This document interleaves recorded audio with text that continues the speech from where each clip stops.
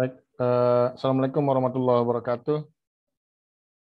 Selamat pagi, salam sehat, salam sejahtera untuk kita semua. Baik, untuk pertemuan pertama ini, Bapak akan memberikan tinjauan tentang gambaran umum tentang polimer dan penggolongannya. Ya, mungkin tidak banyak waktunya untuk pertemuan pertama ini. Baik, Bapak izin share screen dulu. Ya, sudah terlihat kan? Oke, baik. Ini, welcome to Polymer Planet. Jadi, polimer sejak mulai ditemukan secara sintetik, sebelumnya polimer banyak di alam, itu sudah merevolusi banyak hal. Dari pakaian yang kita gunakan, kemudian banyak hal yang terbuat dari polimer. Jadi kehidupan kita sekarang ini tidak bisa lepas dari polimer. Kemudian Anda bisa lihat polimer are everywhere, ada di mana-mana.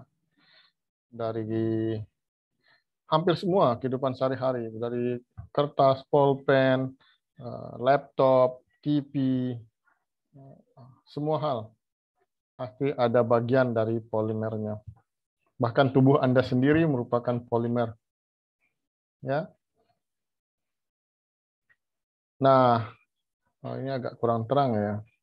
Jadi polimer itu artinya banyak bagian. Polimer. Poli artinya banyak, part, bagian, banyak bagian. Jadi dalam bahasa Latin istilahnya plasticus atau plastik. Jadi semua orang pasti tahu plastik. Dan untuk sekedar informasi saja, berapa ton plastik yang dihasilkan misalnya di Jakarta per hari? Per hari di Jakarta, contohnya plastik itu bisa dihasilkan sampai sampah, ini maksudnya sampah plastik dari sisi sampahnya itu 2.400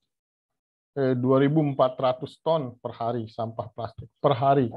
Bagaimana dengan kota lain misalnya atau di Indonesia misalnya? Indonesia bahkan bisa sampai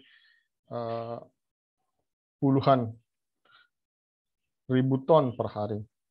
Anda bisa bayangkan begitu dekatnya polimer ini dengan kehidupan kita sehari-hari. Jadi sesuai namanya, polimer itu terdiri dari monomer. Monomer itu molekul sederhana, molekul tunggal yang nanti digabung merangkai dirinya secara alami atau secara sintetis membentuk rantai panjang seperti ini yang disebut polimer. Ya. Nah, ini semua Bapak pikir semua sudah tahu ya. Baik, lanjutkan. Nah, ini adalah salah satu contoh polimer yang diperoleh di alam. Nah, ini sudah digunakan ribuan tahun, misalnya cotton misalnya. Ini biasa digunakan untuk pakaian. Kalau di kita itu bunga kapuk ya, biasa digunakan di bantal. Tapi ini cotton yang jenis lain yang digunakan untuk pabrik atau pabrik istilahnya baju dan pakaian lainnya. Jadi ini adalah salah satu contoh polimer seperti apa strukturnya. Nah, cotton fiber is mostly selulosa, jadi sebagian besar terdiri dari selulosa, dan selulosa itu terbuat dari sugar. Rantai monomernya adalah gula, glukosa. Jadi glukosa bergabung menjadi polimer panjang disebut selulosa. Contohnya ini 1-4 linkage of beta glukosa. Beta glukosa ini membentuk selulosa. Dari gula, kalau membentuk polimer itu adalah selulosa yang biasa ditemukan di tanaman. Contohnya ini adalah monomer dari selulosa, itu glukosa. Ini rantai tegaknya, dan glukosa itu selalu berputar membentuk seperti cincin seperti ini dan memungkinkan terbentuknya alfa glukosa dan beta glukosa. Ya, tergantung dari posisi flip perputaran dari OH, gugus OH-nya. Jadi ini adalah monomer dari selulosa, yaitu polimer alam yang banyak sekali kita temukan. Contoh lain adalah nilon. Nilon ini dulu diambil dari karet misalnya, tapi akhirnya bisa disintetis. Ini contohnya ban. Nah, ini yang dari ban. Ini adalah contoh nilon. Kemudian apa namanya? Tali atau baju ini juga bisa terbuat dari nilon. Nah, ini nilon itu mulai naik daun sekitar tahun 1940-an, 50-an lah. Nah, banyak sekali digunakan. Nilon digunakan pada pakaian, pada jaket, pada sabuk. Nah, nilon was discovered 1935, jadi nilon ditemukan pada tahun 1935, dan nama nilon itu berasal dari dua tempat, New York dan London. Jadi NY itu adalah New York, Lon itu London. Jadi New York dan London membentuk nilon. Kayaknya mirip-mirip siapa nih?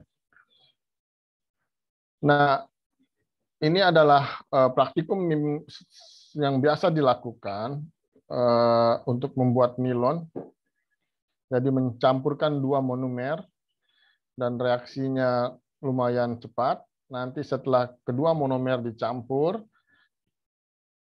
ya nanti bisa di-pull, ditarik pelan-pelan sehingga membentuk benang yang namanya nilon. Ini baunya luar biasa. Dan, kemungkinan kita coba praktikum nanti kalau bahannya ada. Dan ini biasanya praktikum wajib kalau di beberapa kuliah di luar. Jadi seperti ini, jadi nilon. Nah, nilon terbuat dari dua monomer, asam adipat, adipic acid, dan hexamethyl-diamin. Ini bahan dasar nilon, dan nilon adalah copolimer. Jadi ada istilah copolimer nanti ketika Anda mengenal polimer, ada istilah homopolimer. Jadi homopolimer itu jika monomernya sama, ini disebut homopolimer. Tapi kalau monomernya berbeda, misalnya satu asam adipat, satunya hexamethyl-diamin, misalnya seperti nilon ini, maka disebut copolimer. Ya.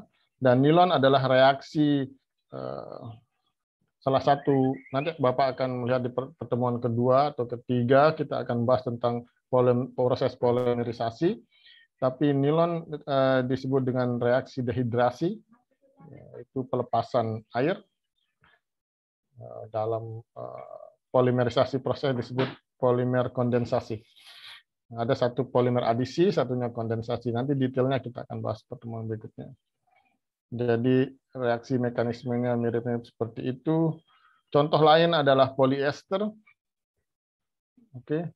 Oh ya, tapi sebelum Bapak pindah ke polyester, Bapak sedikit cerita tentang nilon. Nilon itu ditemukan oleh Carothers. Dia itu adalah salah seorang mahasiswa alumni barulah S3, kemudian dipekerjakan oleh DuPont. DuPont mempekerjakan si mahasiswa baru ini, bukan mahasiswa, tapi mahasiswa yang baru lulus ini bekerja di pabrik besar DuPont, diberikan semua fasilitas, diberikan laboratorium, silahkan Anda bekerja, kami memfasilitasi, mau mobil, mau rumah, dikasih semua. Nah, ini menjadi sedikit tekanan bagi Carothers namanya. Jadi dia bekerja sungguh-sungguh siang malam. Pada tahun pertama dia bisa belum menemukan apa-apa, menurut dia, karena dia terbiasa bekerja sendiri. Kemudian dia coba lagi tahun kedua, belum juga menemukan apa-apa menurut dia, dan dia merasa gagal. Tapi perusahaan terus memberikan apa saja kebutuhannya, support. Akhirnya Corotter merasa agak kurang nyaman, belum menemukan apa-apa tapi terus didukung. Akhirnya dia bunuh diri. Kondisi psikologisnya tidak stabil, kasihan sekali. Bunuh diri meminum cyanida pada ulang tahunnya yang ke-41, jadi masih sangat muda. Dia belum bisa melihat hasil karyanya, tapi meninggal dunia. Nah, baru setelah temannya melihat, oh, ini ada produk baru sebenarnya. Jadi lahirlah nilon gitu. New York, London. Dan penemunya belum bisa menikmatinya. Nah, kadang-kadang dunia itu agak sedikit kejam di dunia industri. Contoh lain adalah polyester. Is another copolymer, adalah contoh lain dari copolymer. Contoh lain dari polimer yang monomernya dua jenis, copolymer. Kalau satu jenis tadi apa namanya? Homopolymer. It is made from equal amount of two different monomer. Jadi dibuat dari dua jenis monomer. Di polyester is used to make a bottle, biasa digunakan untuk membuat botol dan pabrik. Jadi pabrik itu benang atau pakaian dan seterusnya. Nah, ini adalah contoh polyester terbuat dari ethylene glycol. Nah, ini contohnya PET. Kemudian bereaksi dengan PT, asam terephthalic. Kemudian nanti bereaksi membentuk polyester. Seperti ini. Ester itu ada cirinya adalah ini, COH. Kemudian nanti Anda bisa membaca sendiri. Kemudian polymer made just one monomer. Ini adalah contoh polimer yang terbuat dari satu monomer atau homopolimer, polyethylene misalnya. Ini plastik yang lain, contoh plastiknya high density polyethylene. Ini adalah contohnya polyethylene dengan berat molekul yang densitasnya berat. Contohnya digunakan pada botol, kemudian seperti contohnya kursi, ember, cat, misalnya, dan banyak lagi selainnya. Nah, polyethylene ya etilen direaksikan membentuk polyethylene. Oke, Bapak lanjut saja. Nah, ini contoh reaksi lain. Nanti Bapak akan jelaskan ini kalau ada ikatan rangkap seperti ini biasanya adalah polimer adisi. Tapi pertemuan pertama ini ya Bapak ingin menunjukkan gambaran umum saja tentang polimer. Jadi kita tidak akan hidup bebas dari polimer. Kemudian ada dua jenis polimer atau polyethylene. Itu tergantung dari panjang rantainya. Kalau panjang lantainya itu 20.000 sampai 35.000 karbon, itu dipanggil high density polyethylene, HDPE. Nanti Anda akan belajar lebih detail. Dan biasanya kalau dia sudah mulai bercabang, disebut low density polyethylene. Jadi ada high density polyethylene, ada low density polyethylene. Harapan Bapak Anda nanti cari apa itu beda high density polyethylene, apa beda low density polyethylene. Oke, itu pertanyaan pertama untuk kuis pertemuan ini. Ini contoh-contoh lain dari low density polyethylene. Oke. Contoh lain polimer adalah PVC. Polyvinyl chloride, jadi etilen, vinil, itu biasanya adalah contoh-contoh dari polimer.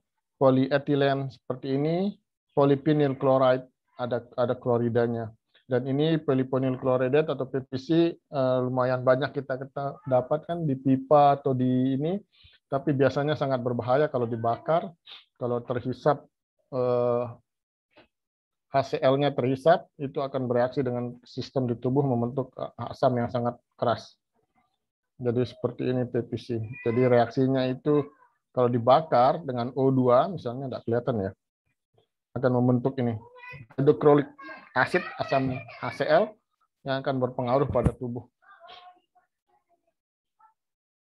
Kemudian ini adalah contoh plastik yang Bapak ceritakan tadi. Jadi 24.000 ton, 2.400 ton per hari di Jakarta, belum di Indonesia, belum di dunia. Anda bisa bayangkan.